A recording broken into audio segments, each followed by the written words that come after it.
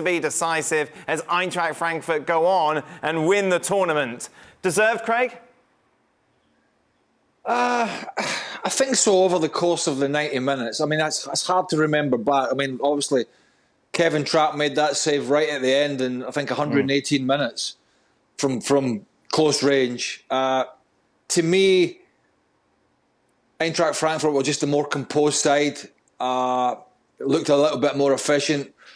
I thought it was amazing that Rangers just hung in there and managed to get themselves back in the game and kept managing to be a threat. And the results they've got all the way through this, beating the likes of Dortmund and Leipzig and Red Star Belgrade and others, has been amazing. But to go all the way in extra time against a side who I thought were comfortable against West Ham in 2 legs, went to the new camp and pummeled Barcelona, really. And for Rangers, with their budget and where they get their players from in general, some of them from the Championship and below, I thought it was an amazing effort. But I just felt that, obviously, over 120 minutes, they just come up short. And then somebody has to be a villain in terms of the penalties. Do you agree, Robbo? Yeah, particularly over the first 90 minutes, and Craig's absolutely right. If there was one team that had a game plan in terms of you could see their patterns of play, it was Eintracht Frankfurt, getting it out to their wing-backs who would run with the ball and get crosses into the box. Kamada, drifting away from the front player and getting on the ball and making things happen. So they were the better and more composed team.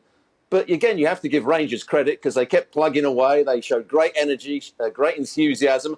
And in the extra time, they were the team that wanted to go and win it. And actually, Eintracht Frankfurt sat that little bit deeper and just played with one up front. So over the 90 minutes, yes, Eintracht Frankfurt were the better team.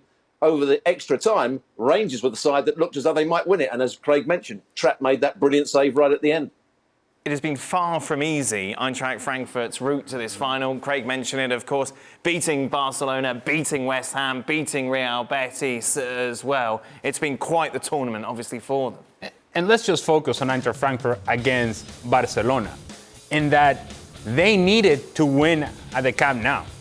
And not only did they win, and Craig just mentioned it's the manner in which they play and how they dominated without having the ball. So Barcelona had all the possession, which we expected, but whenever they got out in transition, they were able to get the goals that they needed. They were able to get the results that they needed. And going into the Camp Nou, and remember, this is the controversy surrounding this match, was that there were a bunch of fans there at the Camp Nou, Eintracht Frankfurt fans, and all of a sudden that became the reason as to why Barcelona lost. No, it was because Frankfurt, on the day, they were better in terms of what they wanted to do, how they wanted to execute, and how they were able to put a final touch that Barcelona was never able to do. What I think was really key for Eintracht Frankfurt is that they didn't just sit back and say, yeah, it's great, we beat Barcelona and that's it. No, they continued that momentum and were dominant against West Ham and now continue the momentum into the final. And while they deserved to win the game, they were trailing.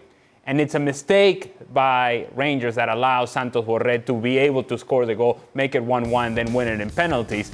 So that's a disappointing part for Rangers in that they were winning the game. Frankfurt found a way back, and then I think in the end, they were the more deserving. Clearly, Craig, it looked like a great atmosphere there.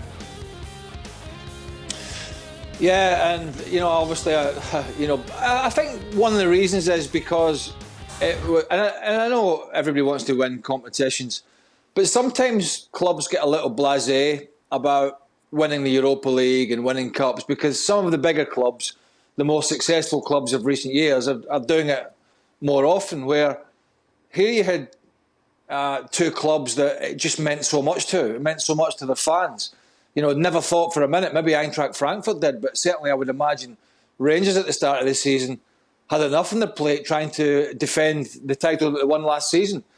And when they saw the draw for the Europa League and some of the teams they had to meet in the knockout and so forth, they would never have dreamed to have been in that stadium playing over 120 minutes and then going to penalties. The fact that they have done that, I think it's an amazing achievement. I think it's a big feather in Van Bronckhorst's cap. Aribo up front, he was only playing up there. He's not a natural striker. He's playing up there because Morelos was unavailable, their Colombian striker, who's been a bit of a talisman for them for a few years now. And he was at Charlton and in League One. And Lee Bowyer, I believe, the manager, said to him, "You're making a big mistake going to Rangers." And a couple of years later, whatever it is, he's scoring the opening goal in Sevilla in front of thousands and thousands of fans playing the Europa League final. So it's given players like that and others an opportunity.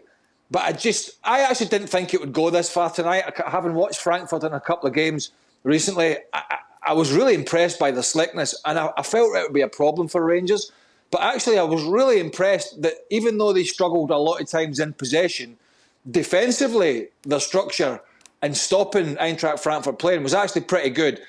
And that's what's taken them a long way in this competition. They've sat in, defended really well, and they've hit a lot of teams on the counter-attack. They just come up short, Dan, tonight. I was there in Seville in 2004 as well when Celtic came up a bit short against Mourinho's Porto. And once again, it's happened to Rangers tonight. Well, thank you very much for watching ESPN on YouTube. For more sports highlights and analysis, be sure to download the ESPN app. And for live streaming, premium content, and let's not forget as well, ESPN FC 7 days a week. Subscribe to ESPN Plus.